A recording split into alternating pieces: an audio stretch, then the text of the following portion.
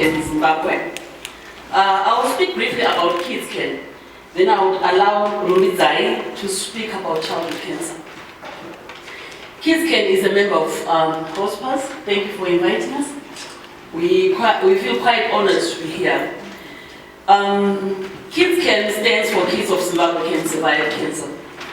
And yes, they can. Currently, it's the only NGO in the country that is giving clinical care to children with cancer. It was founded in 2000 by Andrea Watman, a childhood cancer survivor. Actually, Andrea Watman is the longest survived childhood cancer. She was diagnosed with cancer at the age of 7. She fought and succeeded. By 11 years old, she was on remission. Cancer came back again when she was 54 years old. This time it was retinoblastoma. She also fought and she succeeded. Cancer has come back again to Andrea some 3 weeks ago, and this time it's the bilateral cancer of the breast. She's still fighting, and we know that she's going to win again. Since KidsCan was registered, we have assisted more than 2,000 children with direct clinical care.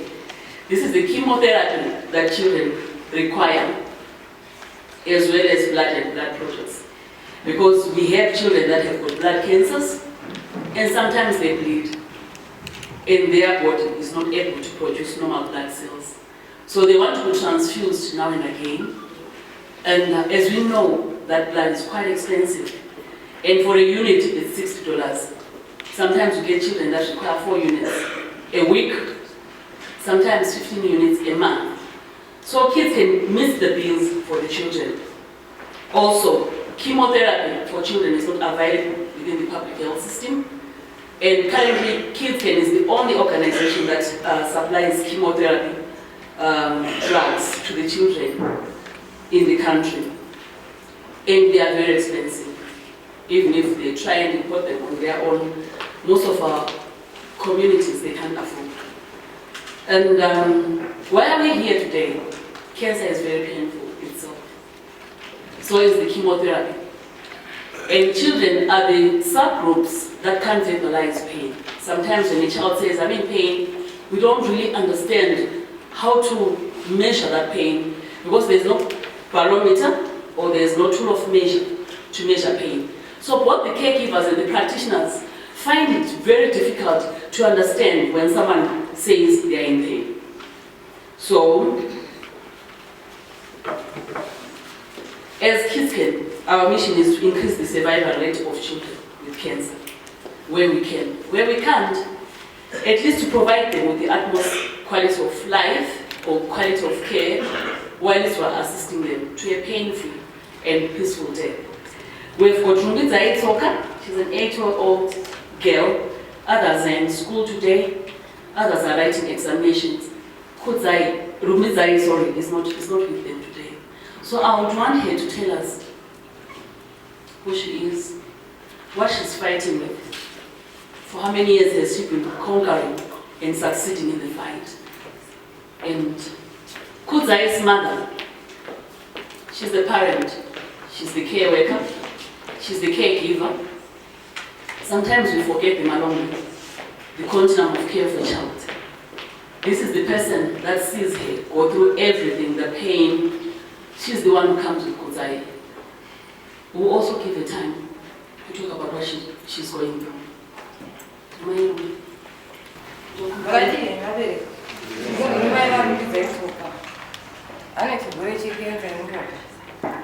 Anobatsirwa neKidsCan pane zvese zvaangaita maererano nekukura kwakakura. Dzimwe nguva tinongoya toita 2 weeks tiri muchipatara ashayiwa mapiritsi ekumwa. Saka ndinoda kungotenda KidsCan nezvainotibatsira zvakawanda maererano nekukura kwake nomwana wake. Maita inaiki. Ngataura nevanhu. Aneti. Akati yenyu abereki. Ini ndinonzi Rumizai, ndinorwara neleukemia. Ndatanga kurapwa muna 2014. Ndinobatsirwa neKidsCan.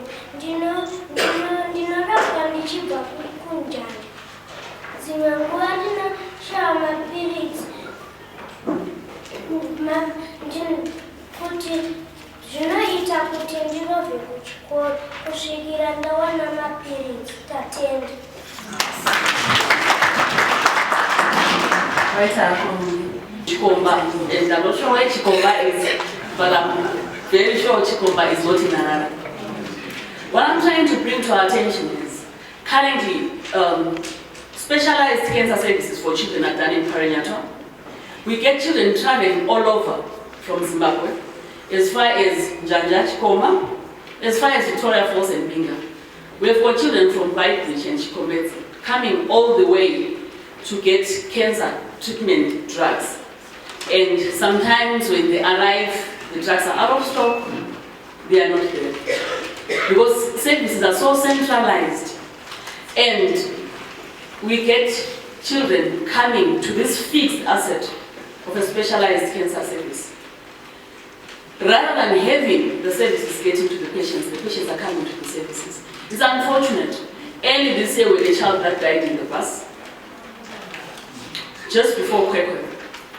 We know the stretch between Karoma and Kwekwe is one of the longest before Kwekwe. I can imagine what the parent went through carrying a dead child. Okay, probably the parent was a bit prepared to see a very sick child. I'm trying to imagine the person who's sitting next to her and the driver who had to drive to the next hospital. And as we know, the hospital does not receive a dead body. So they had to drive back with the bus full of passengers to the nearest police station to get clearance and then take the body to the mortuary.